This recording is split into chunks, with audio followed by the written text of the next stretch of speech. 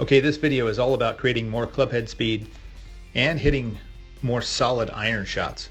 And for a lot of you that are struggling to hit solid iron shots, your grip really isn't functioning the way it should, so your arms are bending a lot as you come through impact. You might have an early release, but as you come through, the arms are bending, and you can see a lot of bend in both arms as you come through impact. It almost feels in a way like the club is pulling back toward you, and you feel short-armed as you come through. That hits a lot of top shots, thin iron shots, and of course there's no speed because the club isn't whipping by as it comes through impact.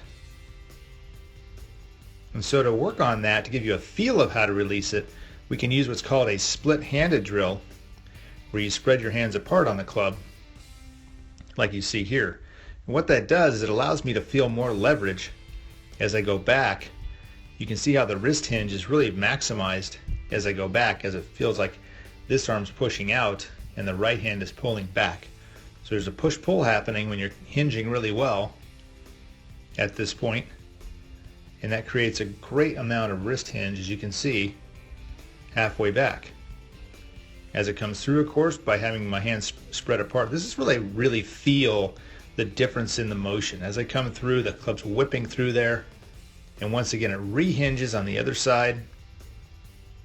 And of course my right arm looks so much straighter in this video than it did earlier with the arms bending. But that movement right there is easy to feel when you spread your hands apart on the grip, and sometimes harder to feel with an interlocking grip if your hands get jammed together, or even an overlapping grip where the hands are really functioning almost like one hand in a way, and everything feels very bunched together. So once again, this sort of push-pull idea is something that you might not have heard of. As you go back, there's a feeling that there's an outward push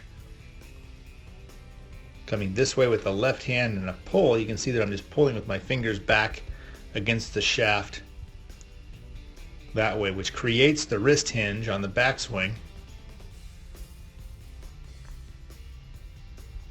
And then as I come through, it's the same but opposite. As I come through, I'm just on the other side of my body, but it's the same.